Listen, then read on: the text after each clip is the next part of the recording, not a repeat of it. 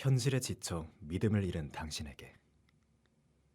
만해 한용운은 여러 독립운동을 주도적으로 진행한 독립운동가이며 민족의 독립의지를 불교 사상과 결합하여 문학적으로 승화시킨 시인이자 승려이기도 합니다.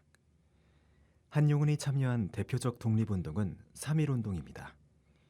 독립선언식을 주도했을 뿐 아니라 시위 참여를 독려하고 각계 인사의 동의를 얻기 위해 노력하는 등 3.1운동의 성공을 위해 큰 노력을 하였습니다.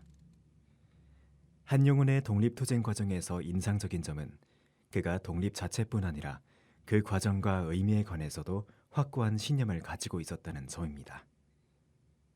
한용운은 독립선언서를 발표한 후 감옥에 갇혀 있는데 이때 첫째, 변호사를 대지 말 것, 둘째, 사식을 취하지 말 것, 셋째, 보석을 요구하지 말 것을 세 가지 원칙으로 삼고 이를 지켰다고 합니다. 또한 그는 재판 과정에서 조선의 독립 요구가 단순히 일본에 저항하기 위함이 아닌 민족이 스스로 일어서기 위한 필연적 과정임을 주장하기도 했습니다. 이처럼 한용운은 식민지 조선의 현실을 인식하고 이를 극복하기 위한 투쟁의 선두에 선 것은 물론 그 과정에서 독립을 통해 이룰 수 있는 이상을 흔들림 없이 바라보던 사람이었습니다. 한용운의 이러한 올곧은 정신은 그의 작품 세계에서도 나타납니다. 작품마다 다양한 해석이 있지만 일반적으로 그의 작품에서는 불교적 색채와 현실을 초월한 강한 믿음을 확인할 수 있습니다. 아래 소설은 한용운의 대표작 중 하나인 수의 비밀을 모티브로 하여 그가 독립을 위해 걸어온 길과 그의 신념을 담은 소설입니다.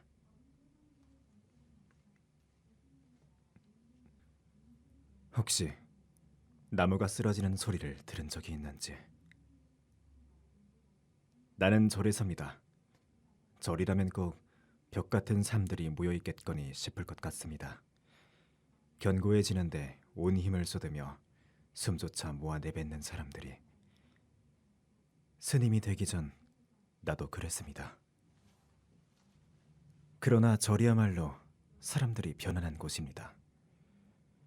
고요해지면 내 안의 웅성거림이 너무 커지기 때문입니다. 탁한 마음에 귀를 기울이고 마침내 절을 뛰쳐나가는 사람들, 쫓기듯 떠나가고 쫓기듯 돌아오는 사람들의 얼굴을 나는 모두 기억합니다. 그 얼굴들에서 희고 고든 것을 다시 찾은 적은 없습니다. 따라서 내가 나만을 믿게 된 것도 무리는 아닐 것입니다. 고요해질수록 나는 더 곧고 뻣뻣이 살았으니까요.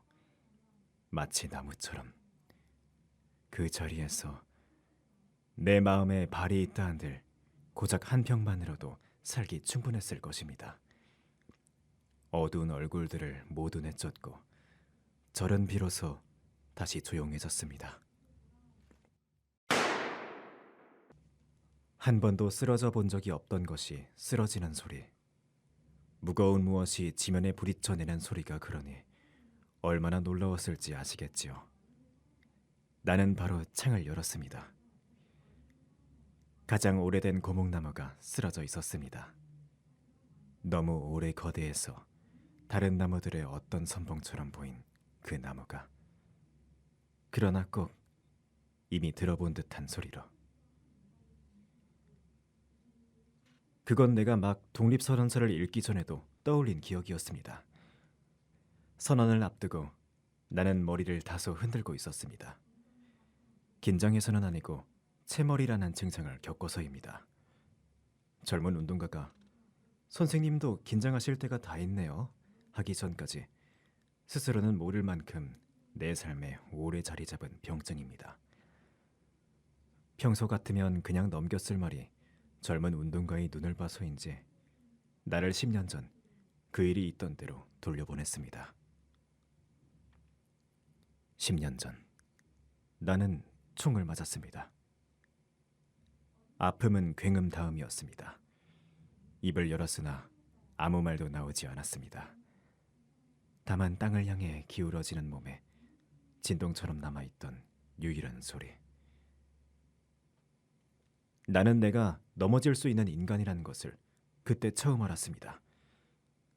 사람은 정해진 만큼만 숨을 쉴 수 있다는 사실, 또 죽음은 하늘도 없는 숲에서 나도 모르게 찾아온다는 것. 두려움은 없었습니다. 나는 걱정했습니다. 내가 사라진 자리에 서 있을 것이 있을지를. 그때 총을 쏜 무리를 본 것입니다. 뒤이어 그들이 젊은 독립군이라는 사실도. 그래서 나는 이 병증을 원만한 적 없습니다. 태화관에 모여 마침내 독립선언서를 읽고 순사에게 체포당하는 순간까지도 희망에 들어차 있었습니다. 그러니 내가 다시 저를 찾은 것은 감옥에서 보낸 세월 탓이 아닙니다. 다만 나를 감옥에 보낸 이들이 대피하고서도 후환이 두려워 자수한 동료였다는 사실을 견딜 수 없게 된 까닭이었습니다. 추록하고서 나를 찾아온 사람들 사이에는 여전히 그 얼굴들이 있었습니다. 한 번도 여길 떠난 적 없었다는 표정을 띤 채, 그러나 한 번도 본 적 없던 눈빛으로. 그 길로 나는 다시 절에 살았습니다. 나가야겠다는 생각은 있었으나 처음으로 몸이 무겁게 느껴졌습니다. 내 몸을 세우는 것은 영원히 나 하나일이라는 사실까지도. 그러던 중 나무가 쓰러지는 소리를 들은 것입니다. 그 시절에도 사람들이 술을 놓아 옷을 지어 있습니까? 소리를 듣고 내가 처음 한 일은 바늘을 잡는 것이었습니다. 나는 옷을 짓기 시작했습니다. 시미도 짓고 포도도 짓고 자리였도. 원래 술을 놓고 있자면 그 옷을 입을 사람을 생각하게 되는데 태어나지도 않은 사람에게 옷을 지어주는 일은 처음이었습니다. 그러나 나는 의식처럼 모든 일을 경건하고 빠르게 해치웠습니다. 다만 주머니를 짓지 않았습니다. 주머니에 넣을 것이 아직 이 세상에 없기 때문입니다. 며칠 뒤 나는 마당을 나섰습니다. 쓰러진 나무는 어디론가 사라졌으나 밑동은 남아 있었습니다. 나는 밑동의 옆자리, 겨울이라 혹독하게 언 자리를 삽으로 깨고 파냈습니다. 울림 같은 소리였습니다. 몸의 일부처럼 나를 한 번도 떠난 적 없던 소리.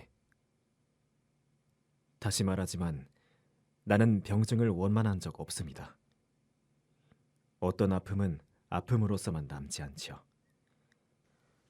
새 풀잎이 죽은 나무 옆에서 가장 자주 돋아난다는 것을 슬퍼하는 사람은 없을 것입니다. 무엇을 심으려 땅을 파내는 것을 땅이 원망하지 않는 것처럼. 그러니까 이런 아픔은 새 희망의 정수박이에 나를 들이부은 데에서 오는 것이라고 하겠습니다. 옷과 편지를 묻습니다.